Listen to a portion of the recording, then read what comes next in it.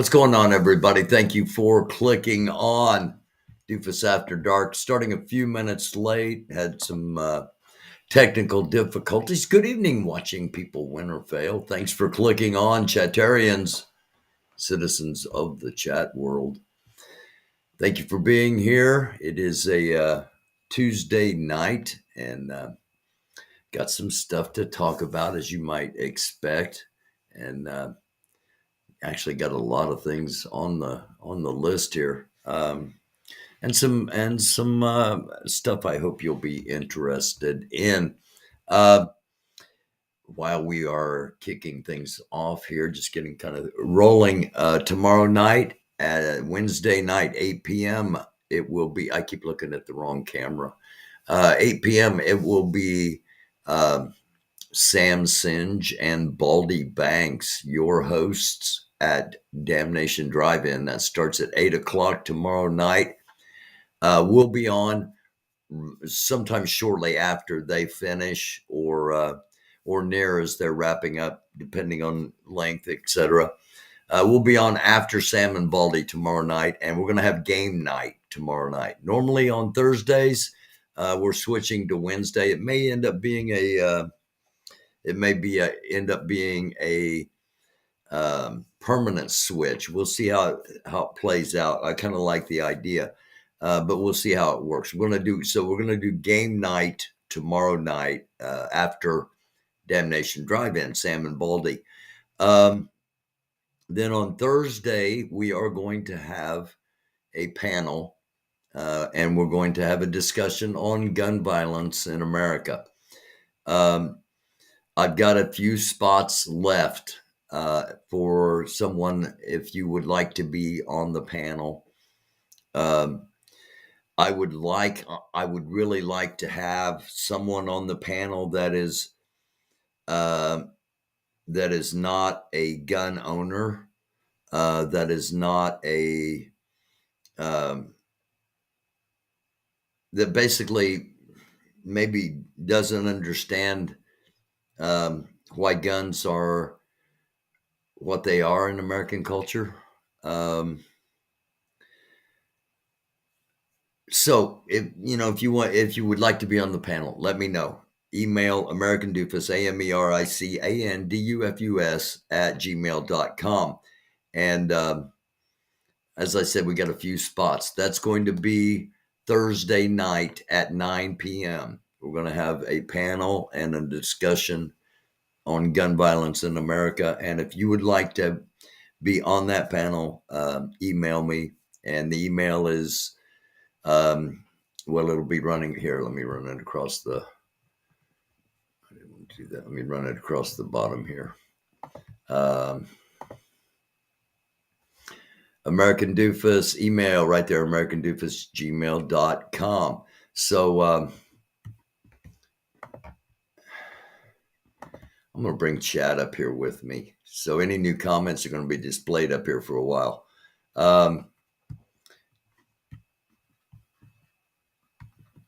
Until we get rolling here. And say again, hello to watching people win or fail. Hi, Laura. Hi, Casey.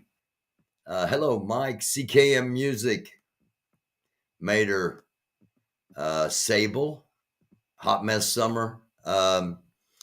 Summer's going to be on the panel Thursday night with us. And again, I've got a few spots left. If you would like to talk, if you have an opinion you want heard, if you have a solution, by all means, please email americandufus@gmail.com. So here we go. Let's see how this works with chat up here. And I'm just going to jump in. I'm going to get the breaking news out of the way first, like we normally do. I haven't done it the past couple of times, kind of done it last, and it kind of defeats the purpose. Top stories are the headlines out of mainstream as far as breaking news. CNN authorities in Louisville released body cam footage of the police response. The New York Times, Manhattan DA Alvin Bragg has sued Jim Jordan over interference in the Trump case. NBC News, Biden administration proposes water cuts specifically to California to avert the Colorado River crisis potential. The BBC News, Ukraine war leaks show Western special forces on the ground, including U.S. special forces on the ground in Ukraine, according to leaked documents. The Politico inside Chicago's intense behind-the-scenes effort to secure the DNC. Democratic National Convention will be in Chicago as it was in 1968. It'll be there again in 2024. CBS News, the Gang of Eight congressional leaders get access to the classified documents that were mishandled by Pence, by Trump, and by Biden. So for some reason, those 8 leaders get to see what those classified documents that those other 3 leaders had, and nobody else is going to, at least at the moment. So that is our breaking news headlines for the day, and get those out of the way. I've got some stuff to talk about. Of course, Tuesday we kind of focus on some alternative stories, if you will, and we're going to be doing that tonight. Hi, She-Hawk. How are you? And there's Max Flower. The ex-president sure is sniffing a lot in his Fox interview tonight. The ex-president was on Fox News at 8 p.m. And when we get to, as soon as we get to the Twitter scroll, which we're going to be getting to next, we're going to see a little bit of that. And we're also going to see some words from Tucker Carlson himself in regards to that ex-president. So let's just go ahead and do that right now. Let's go ahead and jump to because we're going to talk about psychopaths and sociopaths, and we're going to talk about a couple other science topics, if you will, as sociopath and psychopath. Those are social science topics, if you will. Some reason I'm getting a major sinus strain. Apologies. All right, let's get on with this. Our Twitter bookmark scroll for the night. We begin with our old friend Ron Filipkowski. It's only a matter of time before everyone gets called a rhino. According to Steve Bannon, Tennessee gutless rhino cuck, talking about the Tennessee governor, Republican governor of Tennessee, has called for law reforming guns, removing them from dangerous people. Let me repeat that because I muffed it. Steve Bannon calls the Republican governor of Tennessee a Tennessee gutless rhino cuck. Tennessee governor calls for law removing guns from dangerous people. Okay, there we go.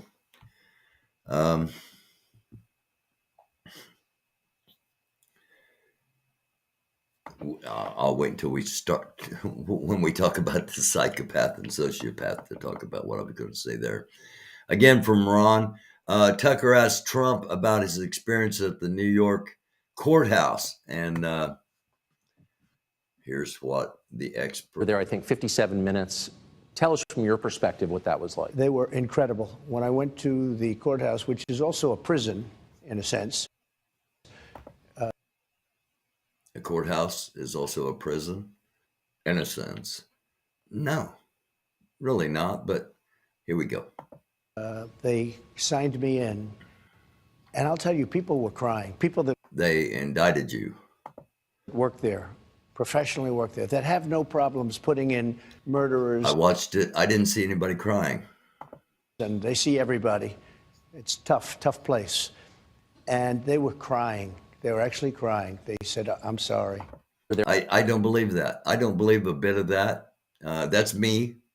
I'm not telling you what to think or how to think. If you want to believe it, you believe it, but let's listen again. I think 57 minutes. Tell us from your perspective what that was like. They were incredible. When I went to the courthouse, which is also a prison in a sense, they signed me in.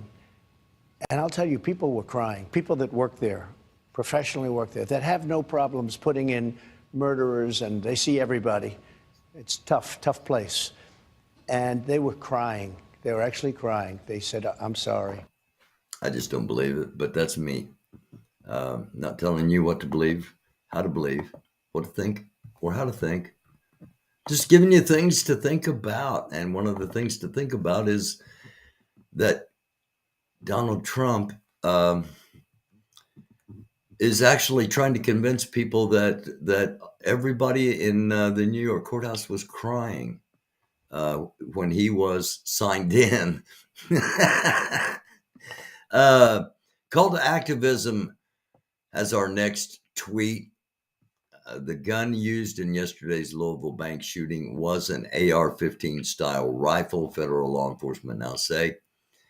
The same gun more than 30 law enforcement officers were afraid to confront in Uvalde, and that left 19 children dead.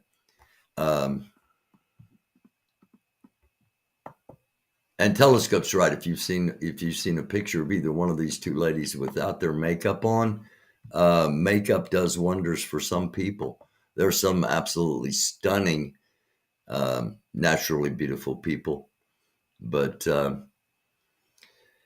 that's neither here nor there. And that was just a reminder that Telescope may be coming up after the show with his show. We don't know. You don't know with Telly.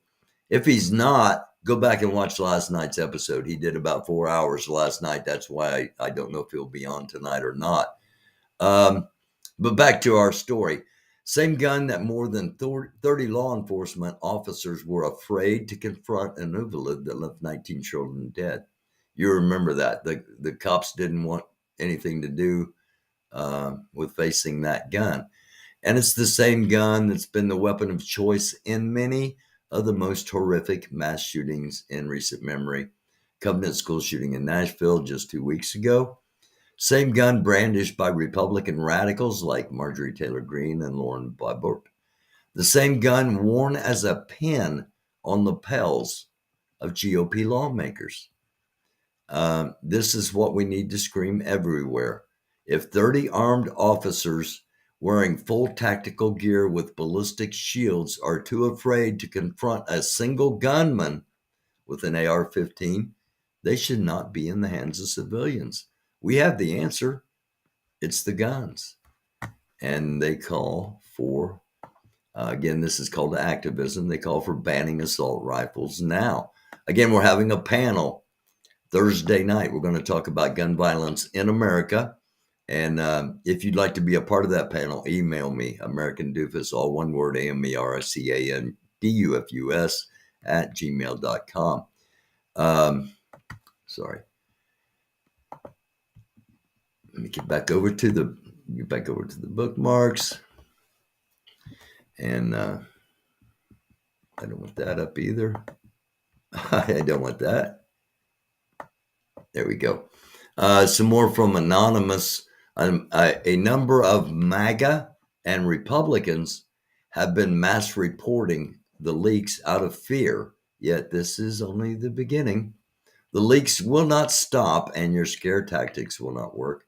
Fascism ends now. We do not forgive. We do not forget. We are Anonymous, and that is with the hashtag Operation OPGOP, and I don't want to go to there. Here's what they have said. Anonymous said is a number of personal details about various Republican politicians. Quote, we gave you warnings. quote, "We gave you time to adjust your actions to meet the wants and needs of the people." And once again, this is only the beginning. Hashtag Operation GOP, GOP has been listed in full effect. Now, I'm not the only one reporting on this. This Western Standard News also has an article out. I'm sure there are a lot of places that are beginning to cover this. But I wanted to draw your attention to that, to draw your attention to this next tweet. Come on. There we go. The next tweet is a congratulatory message to Matt Gaetz for being a fascist. According to Anonymous, they have you in their sights, and they are not stopping until they take you and the GOP down. So Matt Gaetz, there's some data here available in regards to Matt Gaetz. And something else that Anonymous has discovered, Lauren Boebert using a Russian email. What? Why? Why would a U.S. congressperson have a Russian email? But it is right here. Boebert 0477 at yandex.ru. And that's not doxing, by the way, giving out somebody's email address. Some things to think about, I would think. This comes from Lochner. Here's a picture he got from the shooter inside the bank yesterday. Maybe not what you might have expected. You probably expected full tactical gear. No, this is what yesterday's mass shooter looked like, from behind anyway.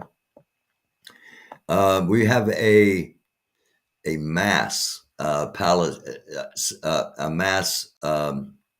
protest.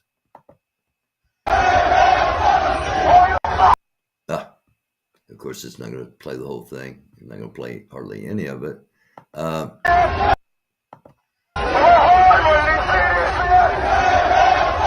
Anyway, I don't know what's going on with this. This is a protest. Let me get back to the bookmark. Come on, I'm sorry. This is a protest that is taking place, shutting down part of the highway in support for Palestine. And this is taking place in Detroit, the United States of Michigan. You can see how long, how long and how massive this protest is. Again, these are protesters in support of Palestine in outside of Detroit. This comes from John Cooper, a Florida House committee meeting where several transgender Floridians and parents of transgender children spoke out against a bill that would prevent people from using bathrooms designated for the opposite sex. GOP Representative Webster Barnaby called transgender people demons and imps and compared them to, quote, mutants from another planet, end quote. I found this incredibly troubling because I am relatively, I would bet that this man has heard stories from his relatives about the treatment they received. And if not, I would think he would know his history of the treatment that the people in his community received. And yet,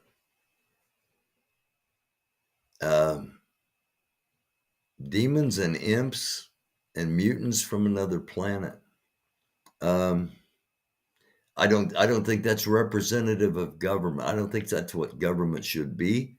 I think this is a um, minority opinion coming from somehow a majority uh, block. I don't know. Could be wrong. Again, just giving you something to think about. And by the way, Representative Barnaby's Twitter account apparently been hacked and is temporarily unavailable. And the video had been taken down, but John Cooper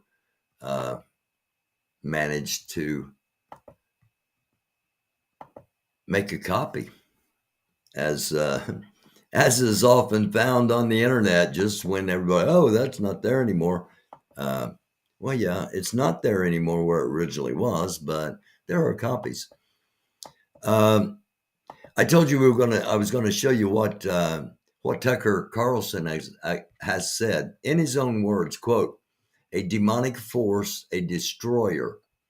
He could easily destroy us if we play it wrong." End quote. Quote again: "We are very, very close to being able to ignore Trump most nights. I truly can't wait." End quote. Quote: "I hate him passionately." End quote. Tucker Carlson.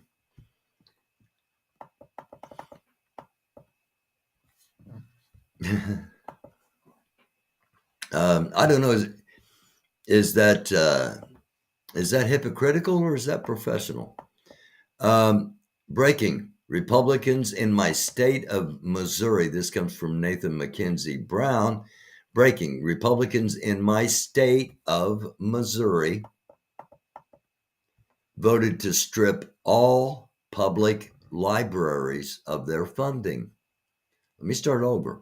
Breaking: Republicans in my state of Missouri voted to strip all public libraries of their funding. Of course, first they banned books. Now they go after libraries. What will be next? Here are the gory details from Alternet. And then the actual story is available. So don't tell you what to think or how to think, just giving you things to think about. And I've mentioned more than once things that are going to be going on in state houses all around this country should be watched with incredible scrutiny. And as we are already seeing, there are some just absolutely detestable things being put forward, in my opinion. All right, in my opinion. Okay, lavender camo, that's sexy. I'm really impressed now. It could be like Hands Across America, but it's the two old white guys across the American-Canadian border. Okay, you got something going on with somebody in the chat. All right, that was not directed at me. Hello to everybody watching wherever you may be. If you're in the chat, hello. And if I haven't said hello personally in the chat, I apologize, and I hope I don't miss you. But y'all know how it goes as we get running on this thing. I want to start with this story that let me get a drink.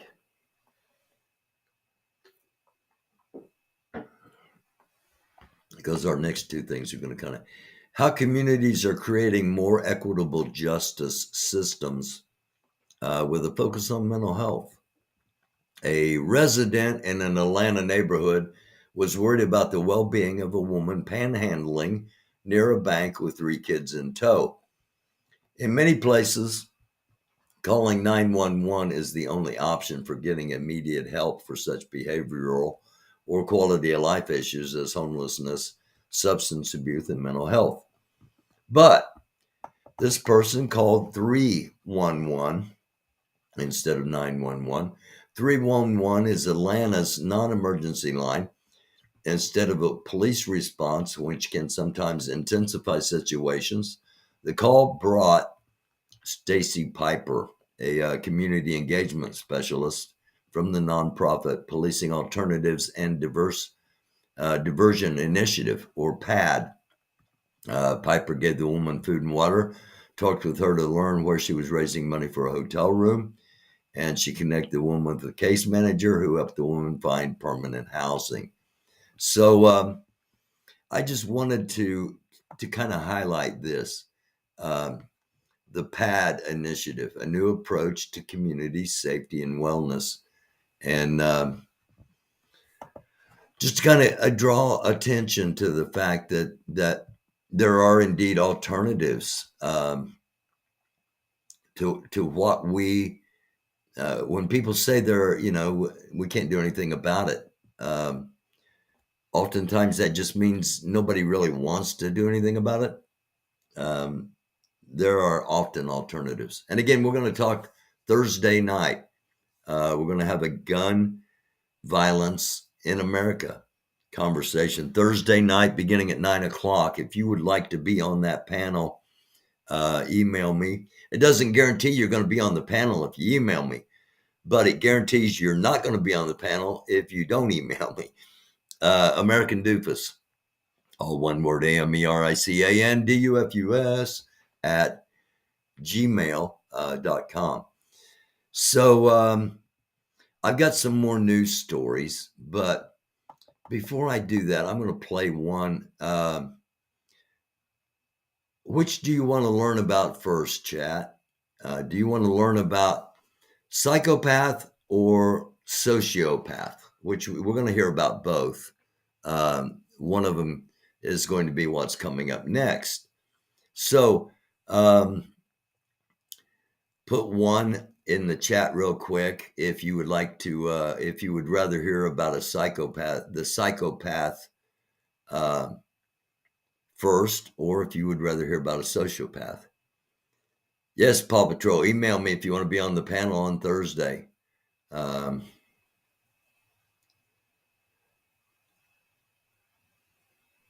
Yes, you are, and I always appreciate it, Breeway. You might have a point, Mike. One. Okay, we'll see if anybody else chimes in. If not, you win the vote. And people are probably talking with each other. So we will start with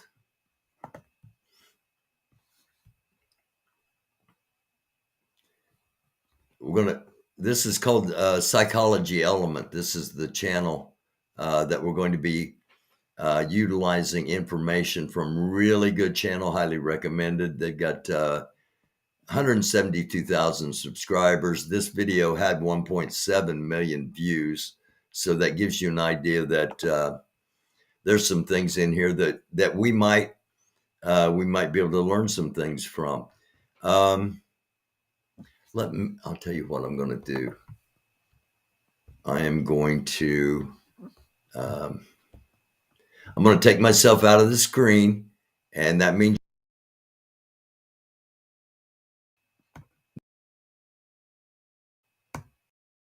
come on. Okay. You won't be able to hear me as you just saw when I take myself out, but I'm going to take myself out of the screen, and I will pop back in from time to time to give some context and to give some personal views.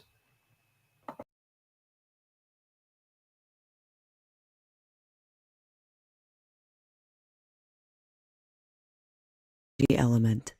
Psychopaths are some of the most dangerous people in the world, yet they often go unrecognized in society. We might have the stereotypical image of a serial killer or head of a violent mob when we imagine psychopaths, but they're often blended in with the rest of us. In fact, they usually use their charm and lies to make themselves appear even more wholesome and pure than their peers. Unfortunately, it's after they've gained our trust that they begin to do the most damage. If you think someone you know, or maybe even yourself, could be a psychopath, keep watching, because we've got 13 clear signs of psychopathy coming up. Be sure to stick around until the end. Our favorite is number 3, because it explains a fascinating study on psychopathy that blew our minds. We just had to share it with you. Let's get started. Number 13. disregard for rules, laws, and morals. One of the textbook signs that someone is a psychopath is a lack of regard for laws, rules, and morals. Most people who are not psychopaths respect rules and laws and have a set of morals that they live by, whether consciously or unconsciously. Non-psychopathic individuals typically believe that cheating and stealing are not appropriate ways to get ahead. Being relatively kind to others is their natural behavior, and that laws are in place to maintain an orderly society. In contrast, psychopaths often have little or no regard for these basic morals and laws that the rest of the world follows. Psychopaths make up 17% of the prison population in America, meaning 93% of American psychopaths are already in prison. This statistic might give you more insight into psychopaths' disregard of morals. Number 12. Superficial charm and charisma. Psychopaths are skilled actors in their daily lives, acting exceptionally charming and charismatic to attract. What's up, guys? My name is Mike, and I'm here to get stoned. Today, I'm here to try the Hero Dose from Mood. A super strong body and head high. Organic, nice. Hits in 5 to 15 minutes. Tastes just like candy. I could eat this whole pack. Yeah, it works all right. It works. For someone like me, it works. I like this chair. I feel like playing guitar, man. You guys got any like snacks? I have always wanted to ride a dinosaur. Whoa there, buddy. Whoa! Dude, this is sick.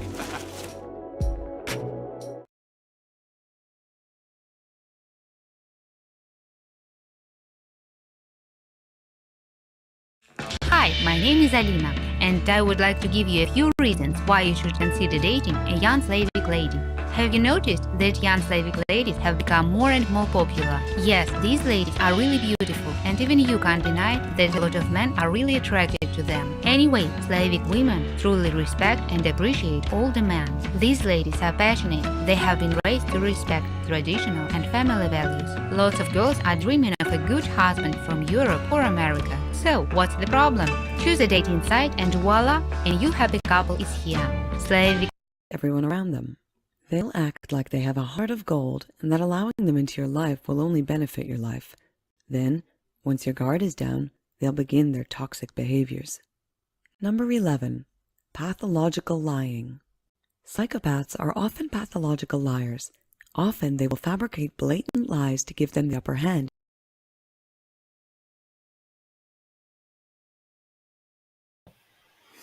I sometimes forget that other channels actually have ads, and I was trying to clear my sinuses, and I apologize that ad played for however long it played. I came back in and saw it was a dating ad. So those of you that might want to take advantage of that, there's a free ad, and everybody else, I do apologize. I just wasn't behind the computer and I missed it. What can I say? Now let's get back to finding out how to identify a sociopath or a psychopath. We'll get sociopath next, or in a few minutes anyway.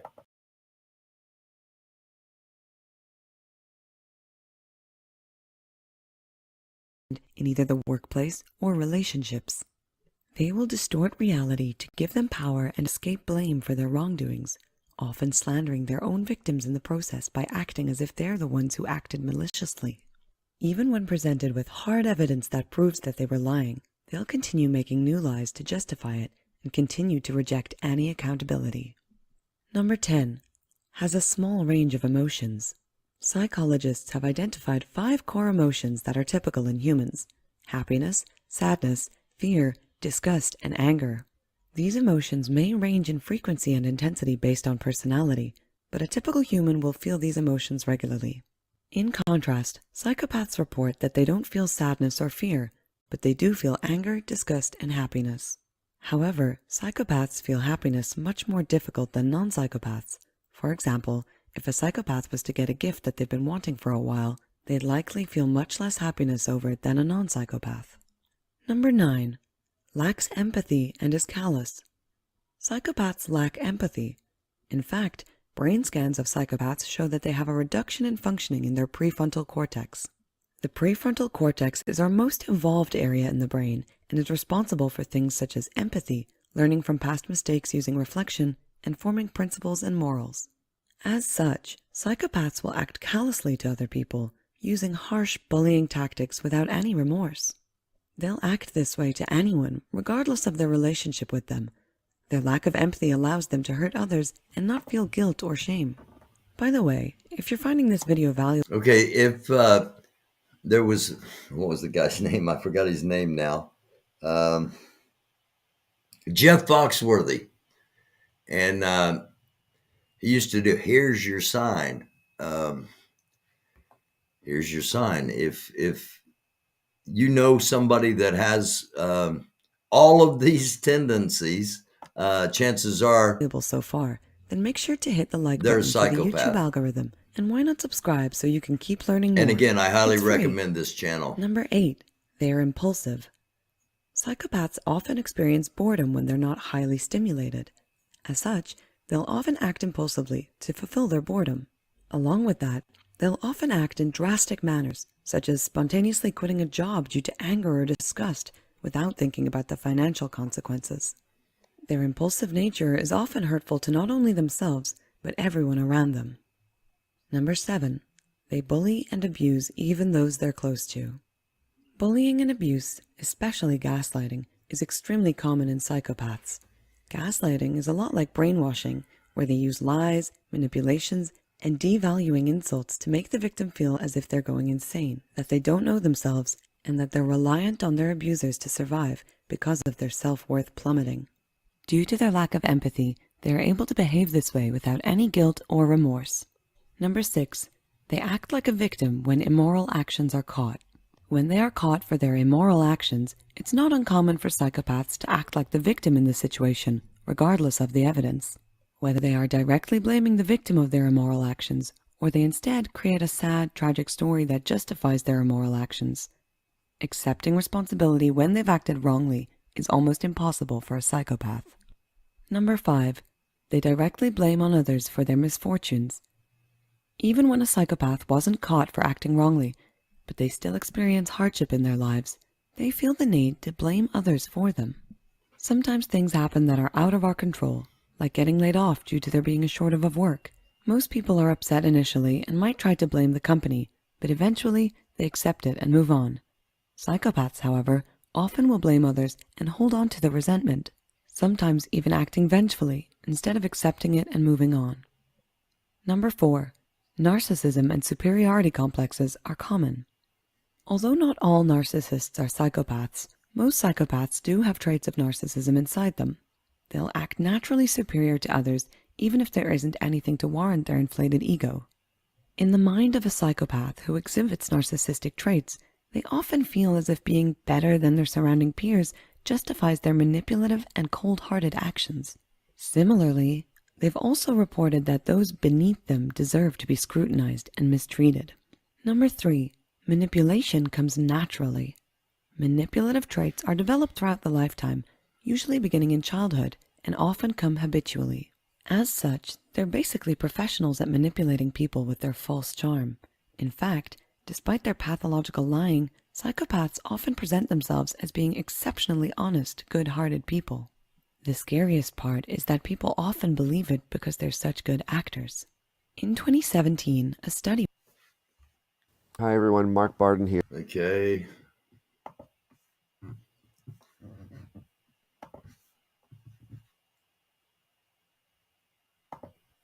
Let me get back to this. Kelly and other colleagues. They gave psychopaths a self-reported questionnaire, measuring how kind and good of a person they are. Then, they gave their roommates, who were unaware of the psychopathy, the same questionnaire and asked them to rate the psychopaths. Unsurprisingly, the psychopaths rated themselves as highly honest, good-hearted, and not manipulative. What is unsettling, however, is that their roommates also reported the psychopaths as being good people too. This provides evidence of how well they have fooled people through their manipulations. Number 2, multiple sexual partners and short-term relationships. Psychopaths often have a pattern of unstable relationships and multiple one-night stands. Their need to relieve their boredom often leads to risky sexual encounters without any intention of meeting them again. Along with that, based on the previously listed items on this list, it's no surprise their relationships are short-lived. Either the psychopath becomes bored and believes they could do better than their partner, discarding them first, or their partner breaks up with them due to their abusive and toxic behaviors. Regardless, unstable relationships throughout their lifespan is often an indicator of psychopathy. Number 1. They seek revenge. Hey, jeez. Psychopaths seek revenge far more than any other personality disorder or mental illness found in other individuals. Along with that, psychopathy predicts revenge more than any combination of the big 5 personality traits. The saying, "Don't get mad, get even," is often the psychopath's mantra. Interestingly, however, psychopaths report little aggression or emotional reaction when initially provoked. Instead, they usually act cool and collected, only to scheme and plan their revenge later. Whether it's a plan to ruin a reputation or to damage their property, hurting a psychopath's ego will often result in some form of revenge. We hope these signs helped you identify whether you or someone else you know is a psychopath.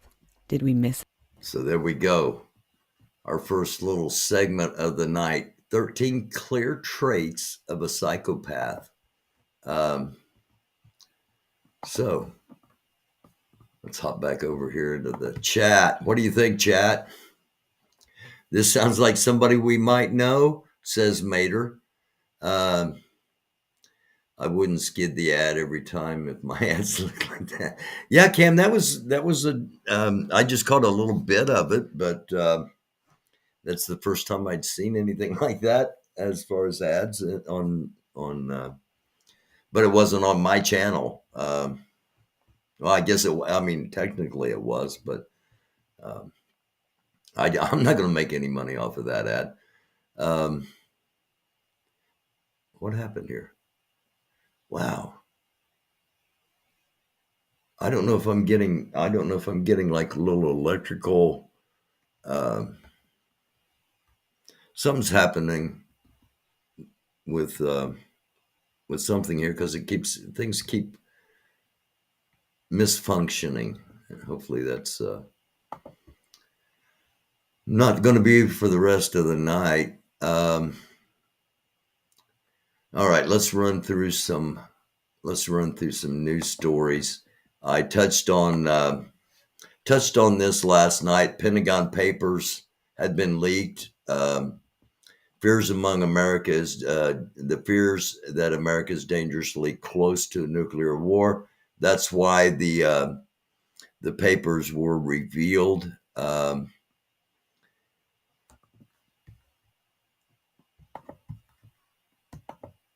North Korea leader vows offensive nuclear expansion. That is, hang on. Oh, whew. I just about shut the stream down accidentally. There we go. North Korea leader vows, quote, offensive nuclear expansion. North Korean leader Kim Jong-un vowed to enhance his nuclear arsenal in more, quote, practical and offensive ways as he met with senior military officials to discuss the country's war preparations in face of frantic military exercises, North Korean state media said today. We touched on this in the headline. Well, where did it go? There we go. Manhattan District Attorney is suing Jim Jordan over Trump indictment inquiry. He's suing him for basically meddling in a federal court case, a felony court case, I should say. Yeah, I should say. This found kind of interesting. Just wanted to toss it out there, make you all aware of it. A bombshell rumor: Russia's top general plans to throw the war with Russia and Ukraine, while Putin is having chemo. Leaked documents stated. I'm going to read just a little bit of this. Russia's top generals conspiring to, quote, throw, end quote, the war in Ukraine while President Vladimir Putin is away undergoing chemotherapy, according to a rumor in the leaked Pentagon documents. So that's probably, that is probably a way of putting a target on that man. An AI bot and Chaos GPT tweets out plans to destroy humanity after being instructed to figure out how to destroy humanity by some obviously really intelligent person.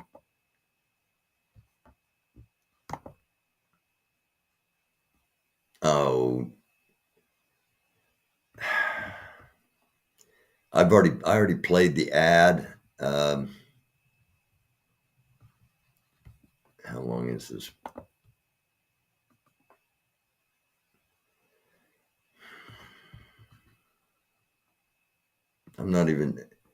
I've gone this far. Okay, here we go.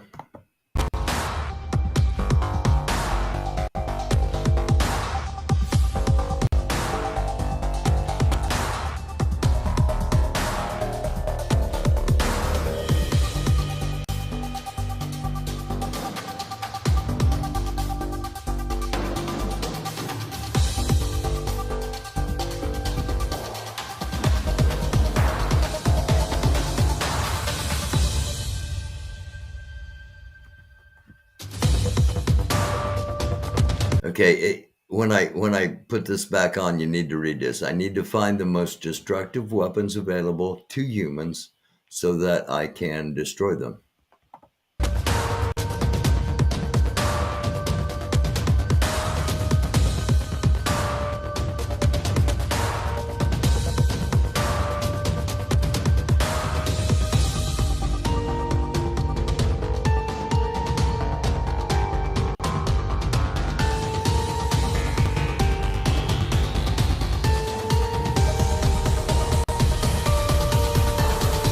I'm telling you, we need to pay more attention to artificial intelligence and what is going on. Yeah, that I'm telling you that.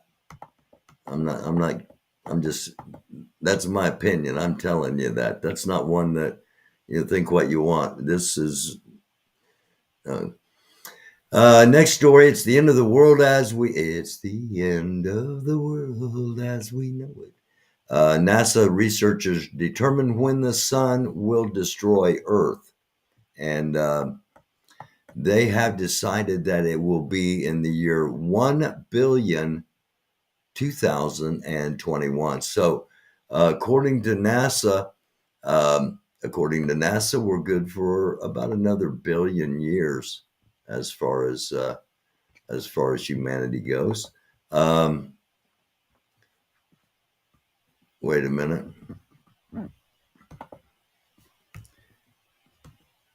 Okay, I guess I did do that. Okay. We're good for about another billion years. CNA Productions has a disclaimer. Howdy, heathens, drunkard here, chat gypsy, homeless trowel, making my rounds. CNA, good to be here. Good to have you here. AI is scary shite. Yes, Lori. Lori Arnold and Hot Mess Summer are confirmed going to be on the panel Thursday night at 9:00. We're going to talk about gun violence in America. Now, both of these ladies are gun owners. And again, I want, we got a couple of spots left. So I would really like to have somebody that wants to come up and discuss opinions or possible solutions. I keep looking up at the wrong cameras on Thursday night. I'd like to have a little, I want to have a diverse set of voices, if you will. So if you'd like to get on the panel, American Dufus, AMERICANDUFUS, @gmail.com. If you'd like to help support the show, $American Doofus is the easiest, best way to do it. The majority of the money comes to me instead of other sources. I'll just leave it at that. Let's see. Okay, NASA says, we just did the NASA says that we've got a billion years. This guy says that humans will be gone by 2026. This is from Biz News TV. Humans will be extinct by 2026. This is doom and gloom prophet, Professor. He doesn't consider himself a prophet. That's clickbait. Professor McPherson. And we're gonna listen. We're not gonna listen to the whole thing, but we are gonna listen to just a couple of minutes here of Professor McPherson and why he thinks what he does. You believe that we are already in the midst of abrupt climate change. So, can you first clarify? And I love her accent. You know, and her what are neckline fundamental and her differences shoulder. between Anyway. abrupt climate change, and what is the basis Sorry, of your being claim bad. that abrupt climate change has engaged? Right. So most people refer to anthropogenic climate change, climate change caused by humans, as opposed to the, quote, natural climate change, which has occurred in the past many times, primarily as a result of the Milankovitch cycle. And people can look that up. It's easy enough. It's simple to understand. It has to do with a slight wobble of the Earth's rotation. In any event, we have, through human activity, we have far exceeded what goes on with the Milankovitch cycle. In fact, the Intergovernmental Panel on Climate Change concluded that climate change is abrupt in its October 8th, 2018 report, Global Warming of 1.5 degrees. And I'm going to quote here from that report. Quote, these global level rates of human-driven change far exceed the rates of change driven by geophysical or biosphere forces that have altered the Earth system trajectory in the past.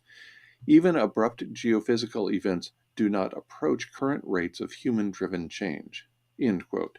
So in other words, as a result of human activity, industrialization, putting greenhouse gases into the atmosphere, we have far exceeded what has ever happened in Earth's past, and we go back 2 billion years. And keep in mind, this is this person's opinion, and this person is not a climatologist. Just putting those disclaimers out there.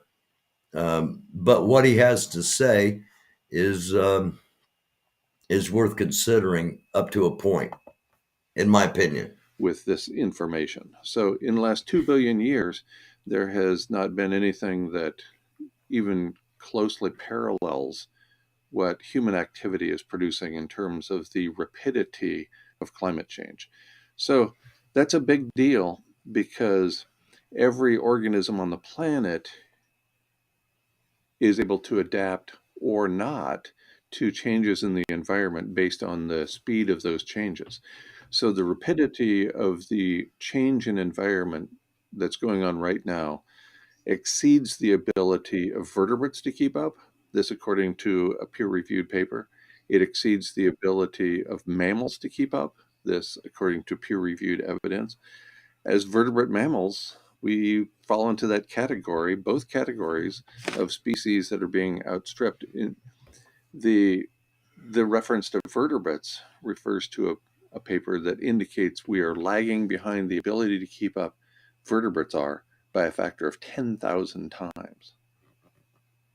So what he's saying is we are, as humans, we are destroying and have destroyed so much of the ecosystems that we are 10,000 times behind where we should be as creatures adapting to the changes that are about to come. That's a big deal. So as the environment changes, if any organism can adapt to those changes in environment, then that organism goes extinct. That is what has happened over the course of the last 2 billion years on this planet.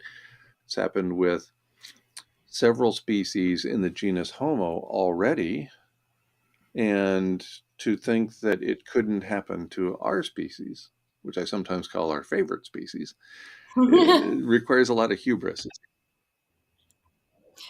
You've criticized the IPCC as being. I'm going to bump us up here just a little bit.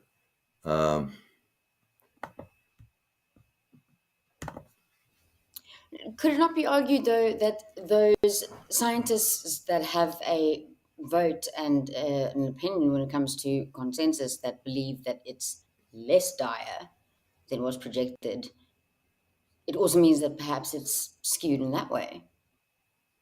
Well, it could be. Yes. I mean, in general, paid climate scientists, and I'm not a climate scientist. I've never claimed to be a climate scientist. I'm a biologist. I'm familiar with conservation biology primarily, and also with the importance of the rate of change with respect to evolution by natural selection.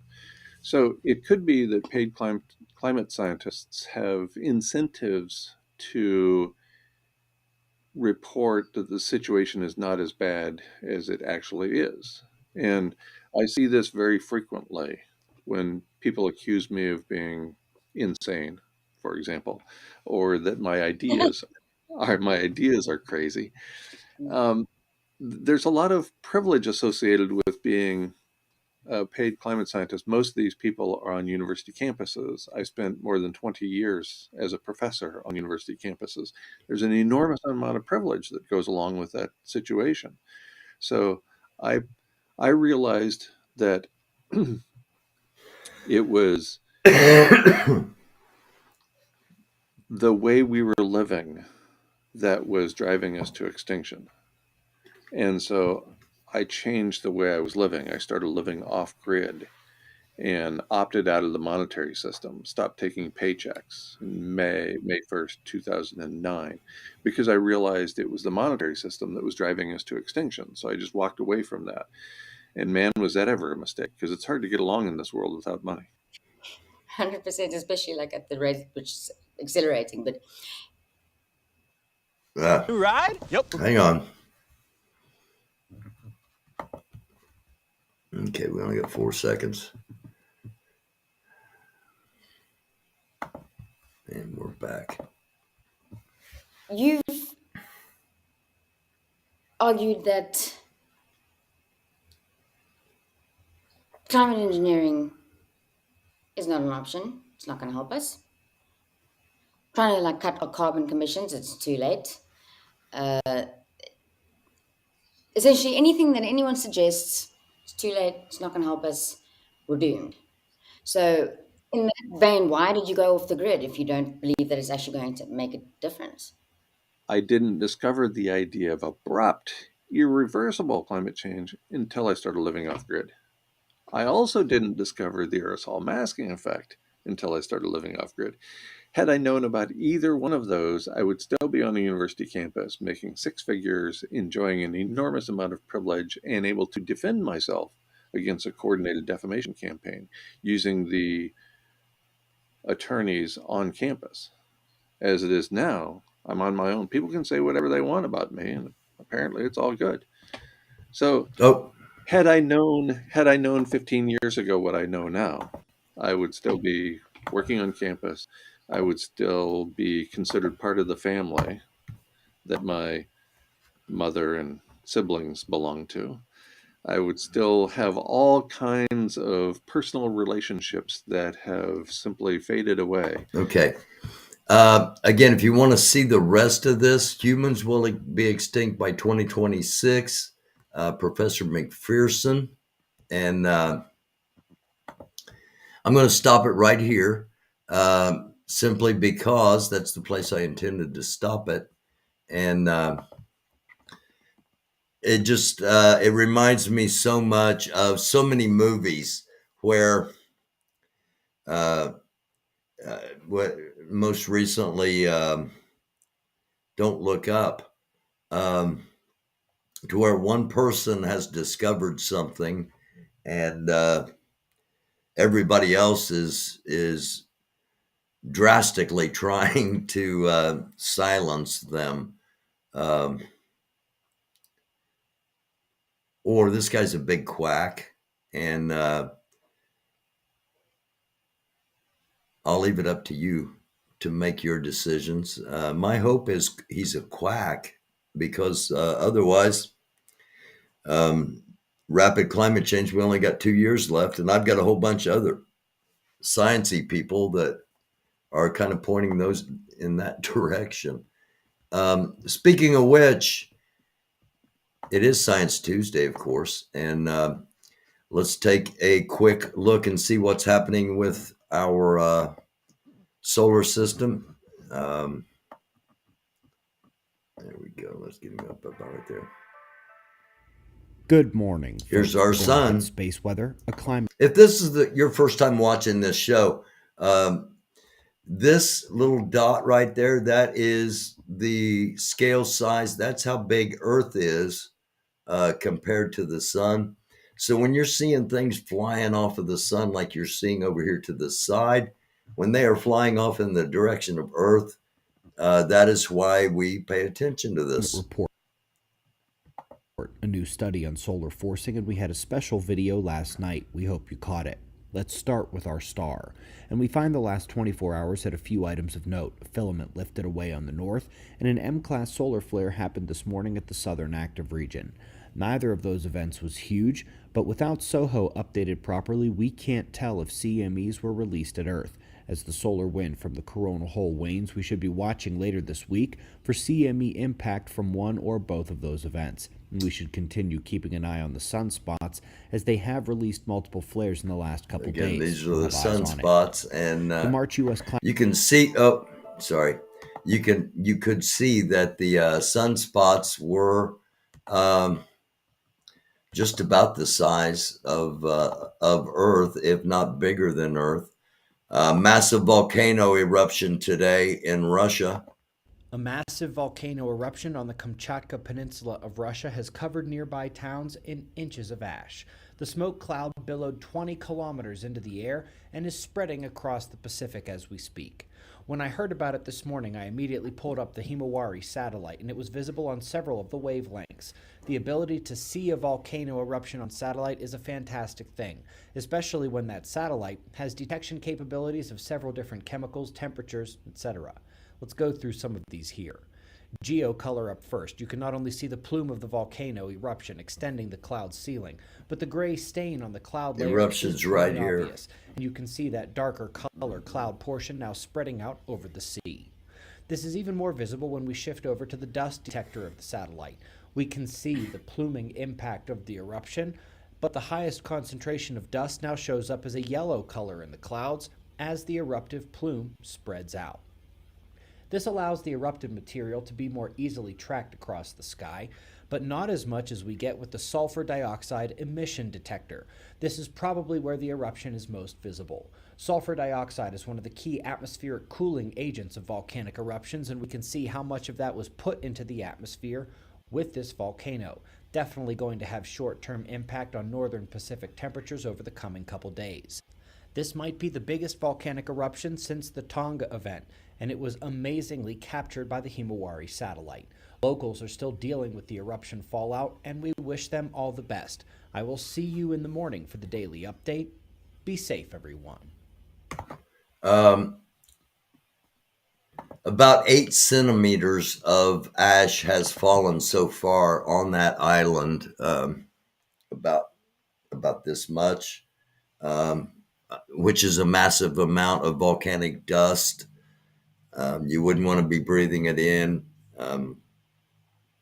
I've seen pictures of the places that are just covered in that dust.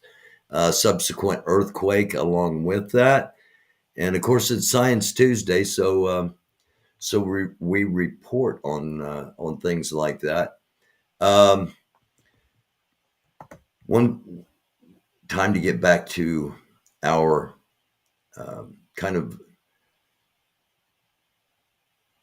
point A focus. We've got two focuses tonight on our after the news stuff. The first being about mental health and science. And we're going to finish that up with, hopefully, here we go, 12 signs of a sociopath. All right. We've learned about psychopaths. Now, keep in mind that just if you might have one of those tendencies, that doesn't mean you're a psychopath. It doesn't necessarily mean you're not, but just because you have one of those tendencies, don't, start freaking out about yourself or anything. If you have all 12 of those tendencies, you might be a sociopath. Here's your sign. Now we will look at, or psychopath. Now we will look at sociopath. Hey everybody, welcome to Psychology Element.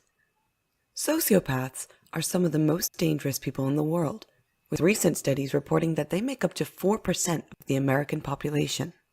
This means 1 in every 25 people could be a sociopath. What makes this even scarier is how easily they charm and manipulate the people around them, making them appear as innocent as a kitten. But once the sociopath has gotten their claws into you, they'll show their true colors and put you at risk of severe psychological or physical damage. That's why it's important to be aware of the warning signs. Want to know if you've met a sociopath? Stick around to learn the 12 signs you've met a sociopath and don't know it. Make sure to stick around until the end. Our favorite tip for spotting a sociopath is number 6. It really helped us identify a sociopath who snuck under the radar. But let us know what your favorite is after the video in the comments below. Number 12. They are extremely charming and magnetic.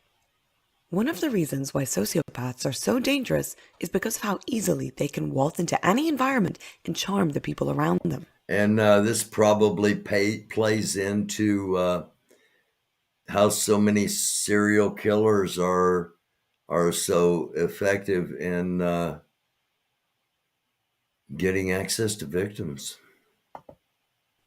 Oftentimes, they've learned to use their charm, wit, and intellect to draw people in. Sometimes they put a large focus on their appearance and personal grooming, making themselves even more attractive and alluring to potential targets. Sociopaths can use their charisma for a variety of goals in different settings. As a candidate for a job interview, they may seem like the dream employee, only to show their true colors after they've gotten the job.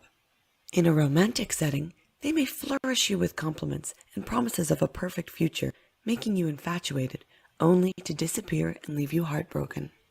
Not everyone who is charismatic is sociopathic, but if you feel like they're too good to be true, it could be an indication they are. Number 11. Do you love Hang on a second. I've been wondering about this. I've seen this commercial a few times. I don't know how they do it. They claim to be able to sell anywhere in the United States, but I don't know how they do it. It's Mood, I think, is the name. Somebody has experience. Let me know when I get back over in the chat. They may not want you to meet them.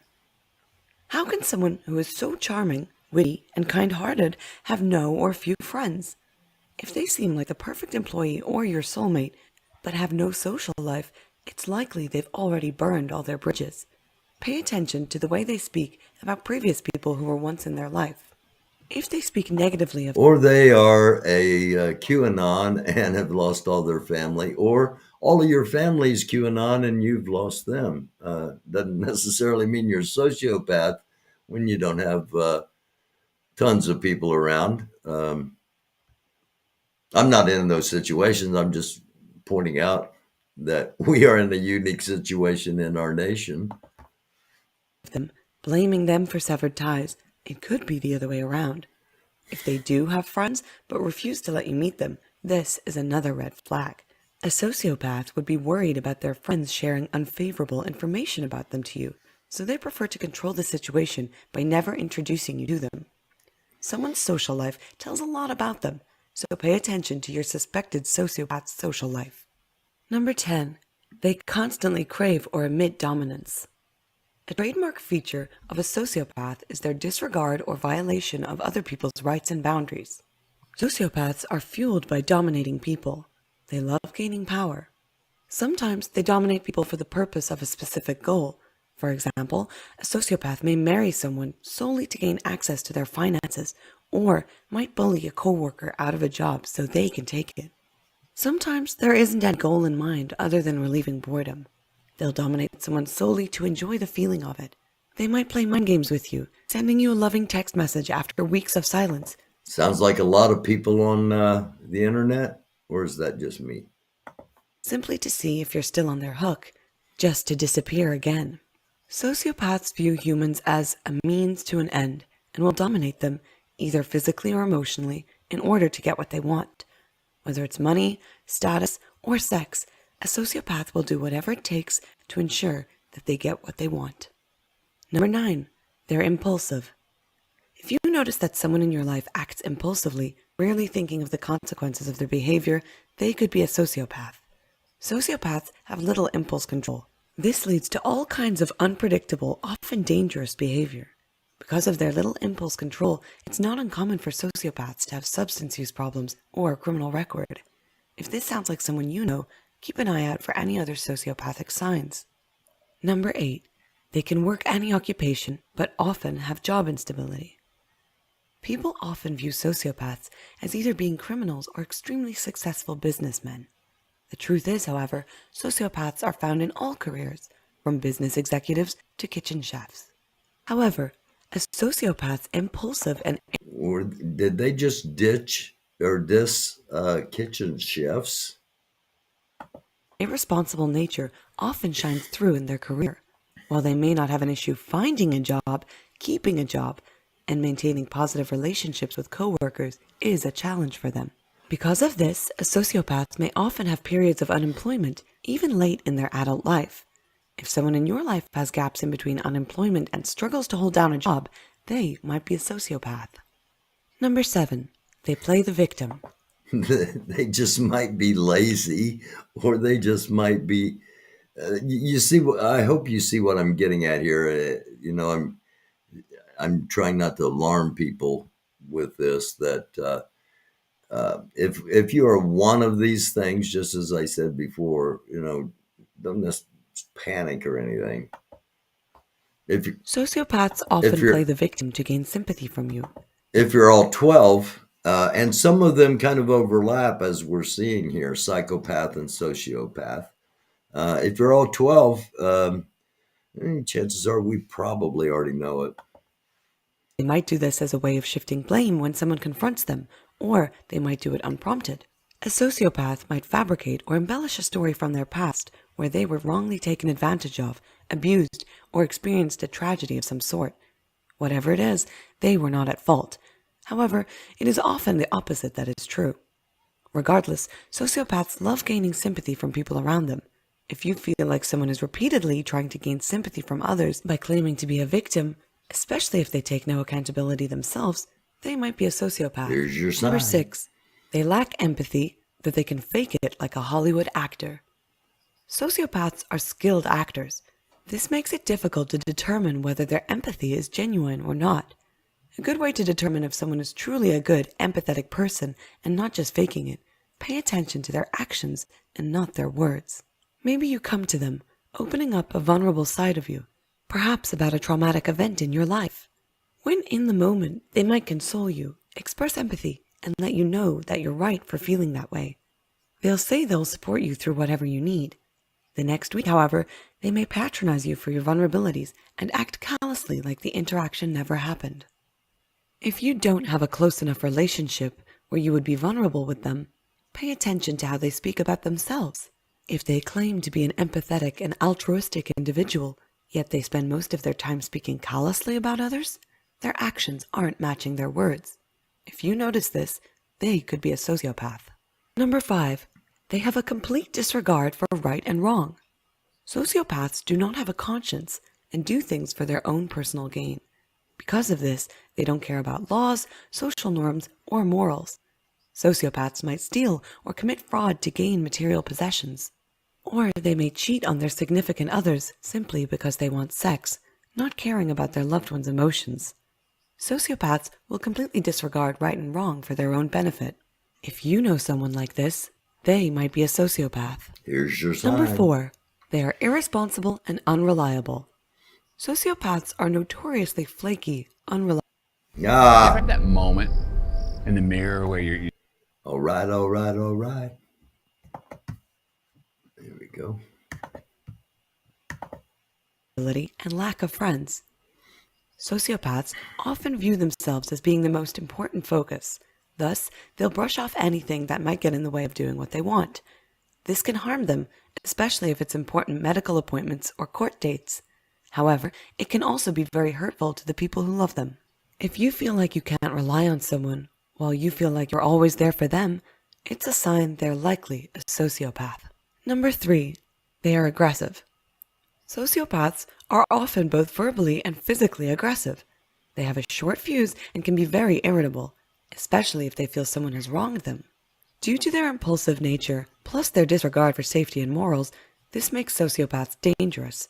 Sometimes they'll use this aggression as a way to make you fear them, so it's easier to dominate and control you.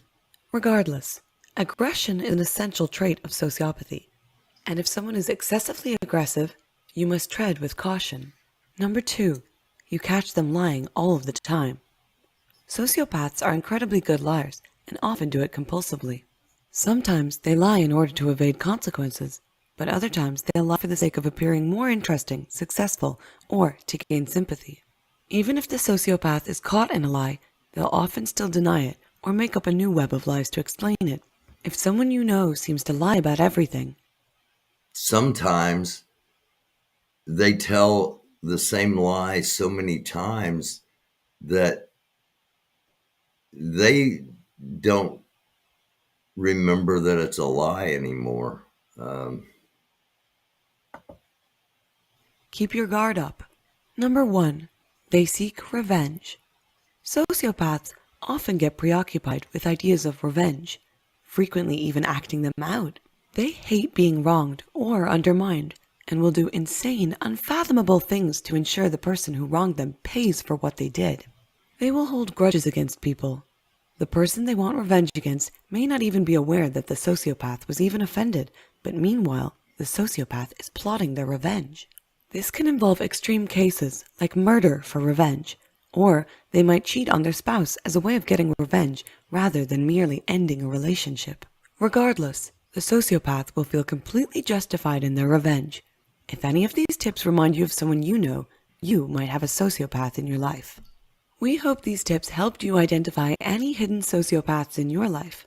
If you Again, my personal observation is some overlapping there. A lot of similarities in definitions of the sociopath and the psychopath, but I guess maybe that's potentially justified. Hop back over here to the chat for a second. Telescope, sometimes they lie about having an E10 status in the military and claim that they are a very important person. Let's see, is there anything else up here? Well, doofus, the feminist picnic is ruined. No one wanted to make sandwiches. She-Hulk, she is not. Oh, okay. I'm the, yeah.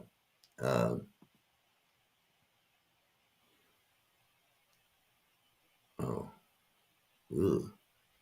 Sorry to hear that, TNT.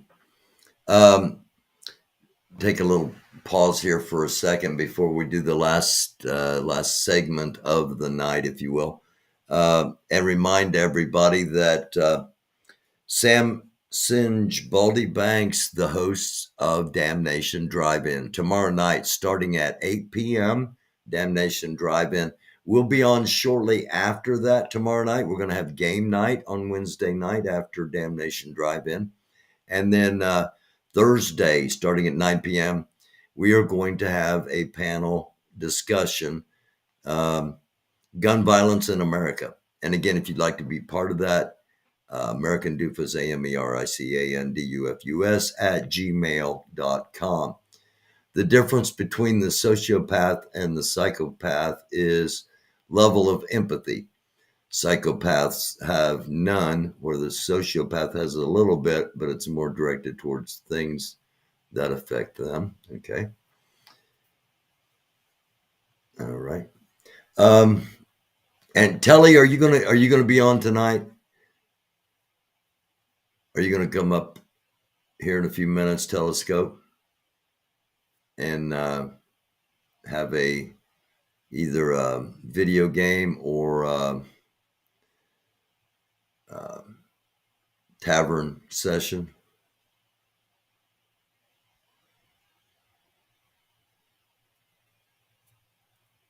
Telly, let me know if you would.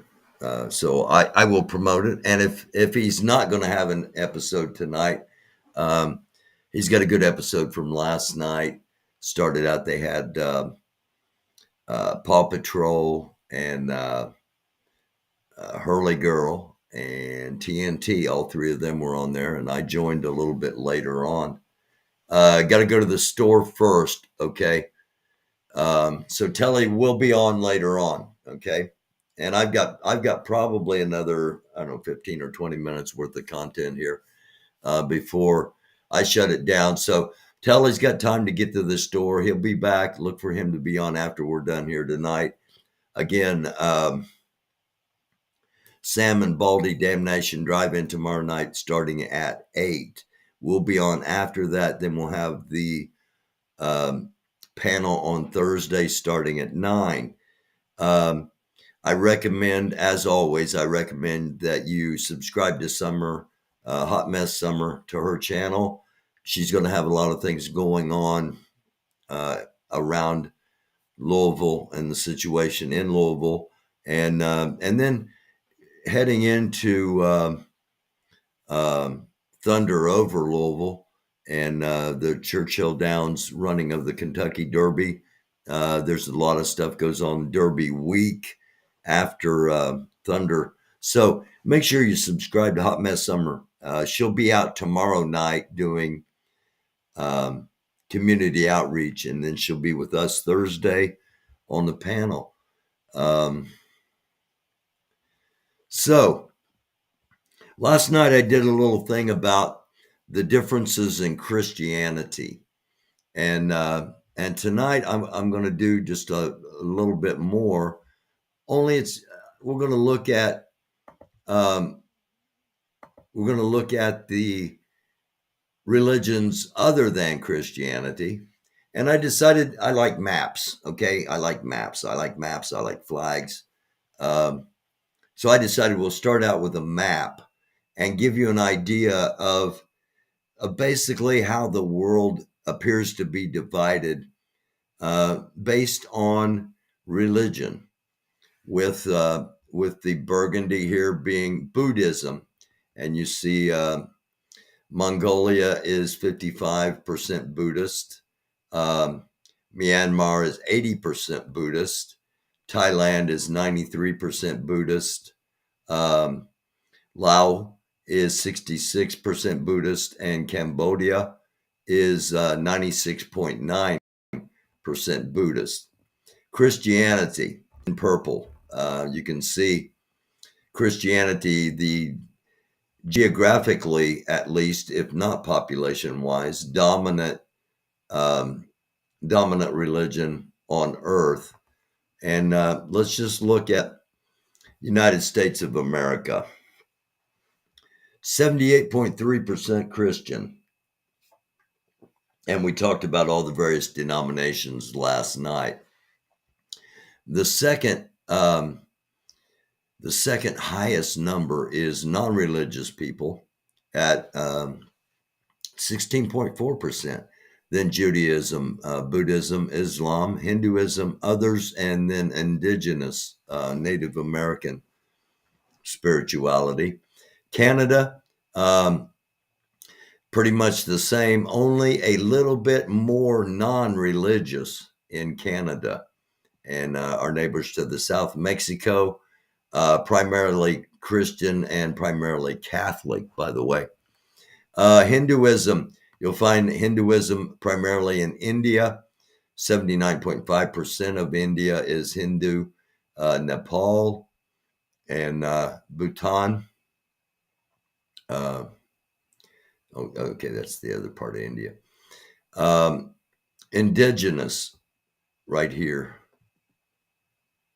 Vietnam, 45.3% indigenous. That is the faith that is an indigenous Taiwan as well. The faith that those two islands pretty much have developed over their own traditions and centuries of time. And then we come to Islam and most of Northern Africa and much of the Middle East is Islamic. The one little tiny right here, Israel is next, Judaism. Israel is 75.6% Jewish, 18.6% Islamic, 3% non-religious, 2% Christian, and then Buddhist, indigenous, and Hindi. And then non-religious, the non-religious countries, the Czech Republic, 76.4% non-religious in that population. And then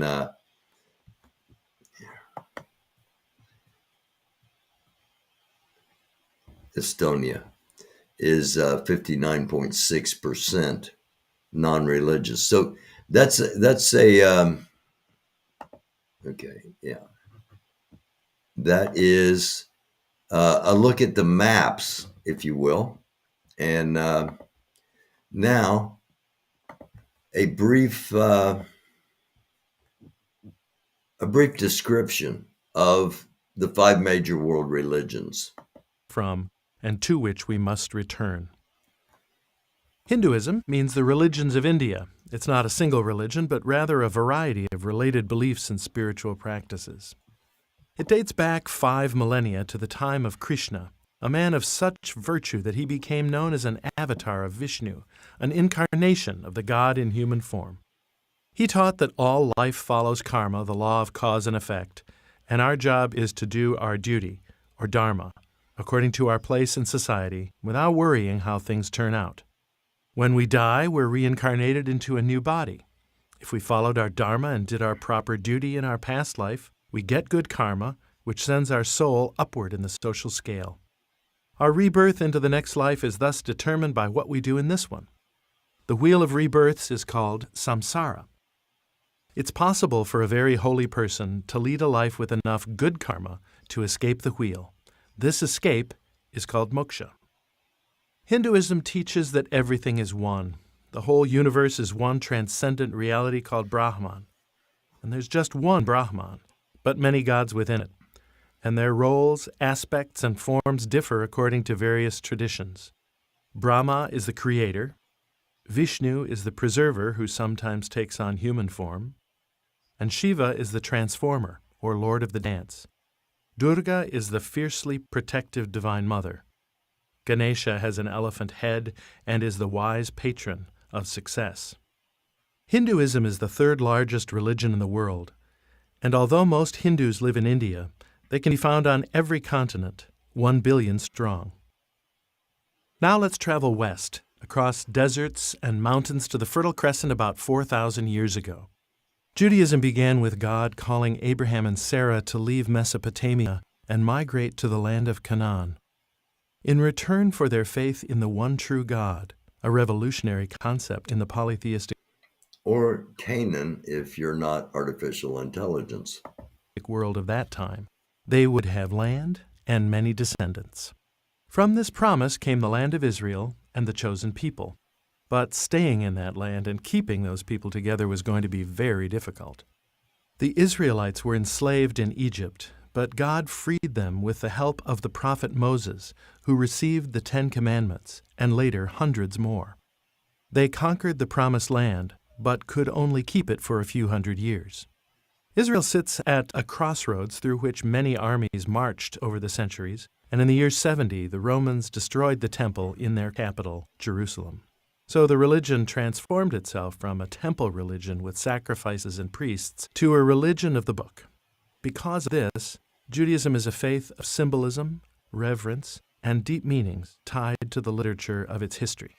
The many sacred scriptures make up the Hebrew Bible or Tanakh, and hundreds of written discussions and interpretations are contained in an expansive compendium of deeper meanings called the Talmud.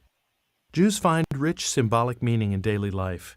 At the Passover meal, every item on the menu symbolizes an aspect of the escape from slavery. The importance of growing up is emphasized when young people reach the age of bar and bat mitzvah, ceremonies during which they assume responsibility for their actions and celebrate the weaving of their own lives into the faith, history, and texts of the Jewish people. There are 14 million Jews in the world today, 6 million in Israel, which became independent following the horrors of genocide in World War II, and 5 million in the United States. But now let's go back 2,500 years and return to India, where Buddhism began with a young prince named Siddhartha. On the night he was conceived, his mother, Queen Maya, is said to have been visited in her sleep by a white elephant who entered her side. 10 months later, Prince Siddhartha was born into a life of luxury. Venturing forth from his sheltered existence as a young man, he witnessed the human suffering that had been hidden from him and immediately set out to investigate its sources. Why must people endure suffering? Must we reincarnate through hundreds of lives? At first, he thought the problem was attachment to material things, so he gave up his possessions. He became a wandering beggar, which he discovered certainly made him no happier. Then he overheard a music teacher telling a student, "Don't tighten the string too much, it will break. But don't let it go too slack, or it will not sound." In a flash, he realized that looking for answers at the extremes was a mistake. The middle way between luxury and poverty seemed wisest, and while meditating under a Bodhi tree, the rest of the answer came to him. All of life abounds with suffering. It's caused by selfish craving for one's own fulfillment at the expense of others. Following an 8-step plan can teach us to reduce that craving and thus reduce the suffering. On that day, Siddhartha became the Buddha, the enlightened one. Not the only one, but the first one. The Buddha's plan is called the Eightfold Path, and though it is not easy to follow, it has pointed the way for millions to enlightenment, which is what Buddhahood means: a state of compassion, insight, peace, and steadfastness. From the time he got up from under that tree to the moment of his death as an old man, the Buddha taught people how to become enlightened. Right speech, right goals, a mind focused on what is real, and a heart focused on loving others. Many Buddhists believe in God or gods, but actions are more important than beliefs. There are nearly 1 billion Buddhists in the world today, mostly in East, Southeast, and South Asia. 2,000 years ago in Judaism's promised land, Christianity was born. Just as Hindus call Krishna God in human form, Christians say the same thing about Jesus, and Christianity grew out of Judaism just as Buddhism grew out of Hinduism. The angel Gabriel was sent by the God of Abraham to ask a young woman named Mary to become the mother of his son. The son was Jesus, raised as a carpenter by Mary and her husband Joseph, until he turned 30, when he began his public career as the living Word of God. Less interested in religiousness than in justice and mercy, Jesus healed the sick in order to draw crowds, and then taught them about his heavenly Father, affectionate, forgiving, and attentive. Then he would invite everyone to a common table to illustrate his kingdom of God. Outcasts, sinners, and saints all eating together. He had only 3 years before his unconventional wisdom got him into trouble. His enemies had him arrested, and he was executed by Rome in the standard means by which rabble-rousers were put to death: crucifixion. But shortly after he was buried, women found his tomb empty and quickly spread word, convinced that he had been raised from the dead. The first Christians described his resurrected appearances, inspiring confidence that his message was true. The message? Love one another, as I have loved you. Christians celebrate the birth of Jesus in December at Christmas, and his suffering, death, and resurrection during Holy Week in the spring. In the ceremony of baptism, a washing away of sin and welcoming into the Christian community, recall Jesus' own baptism, when he left his life as a carpenter. In the rite of communion, Christians eat the bread and drink the wine, blessed as the body and blood of Jesus, recalling Jesus' Last Supper. There are 2 billion Christians worldwide, representing almost a third of the world's people. Islam began 1,400 years ago with a man of great virtue, meditating in a mountain cave in the Arabian desert. The man was Muhammad. He was visited by a divine messenger, again the angel Gabriel, in Arabic, Jibril, delivering to him the words of Allah, the one God of Abraham. In the next few years, more and more messages came, and he memorized and taught them. The verses he recited were full of wise sayings, beautiful rhymes, and mysterious metaphors. But Muhammad was a merchant, not a poet. Many agreed the verses were indeed the words of God, and these believers became the first Muslims. The word Muslim means one who surrenders, meaning a person who submits to the will of God. A Muslim's 5 most important duties are called the 5 pillars. Shahada, Muslims declare publicly there is no other God but Allah, and Muhammad is his final prophet. Salat, they pray 5 times a day facing Mecca. Zakat, every Muslim is required to give 2 or 3% of their net worth to the poor. Saum, they fast during daylight hours for the lunar month of Ramadan to strengthen their willpower and their reliance on God. And Hajj, once in a lifetime, every Muslim who is able must make a pilgrimage to the holy city of Mecca, rehearsing for the time when they will stand before God to be judged worthy or unworthy of eternal life with Him. The words of God, revealed to the prophet over 23 years, are collected in the Quran, which literally translates into the recitation. Muslims believe it to be the only holy book free of human corruption. It's also considered by many to be the finest work of literature in the Arabic language. Islam is the world's 2nd largest religion, practiced by over 1.5 billion Muslims around the globe. Religion has been an aspect of culture for as long as it has existed, and there are countless variations of its practice. But common to all religions is an appeal for meaning beyond the empty vanities and lowly realities of existence, beyond sin, suffering, and death, beyond fear, and beyond ourselves.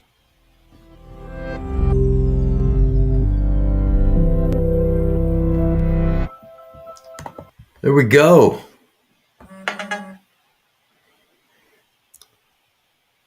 Shows as unavailable. Your stream is down. My stream is down.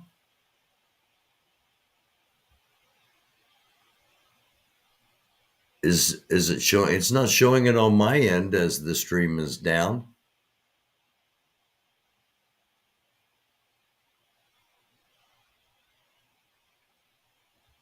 My stream is down. I apologize for that. Evidently, my stream is down.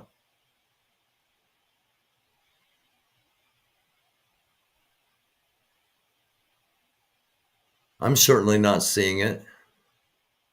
Let me know in chat. Okay, evidently my stream is down. I will be back tomorrow, hopefully. And I'll be back tomorrow, hopefully. Take care. It's a dark world. Be a light.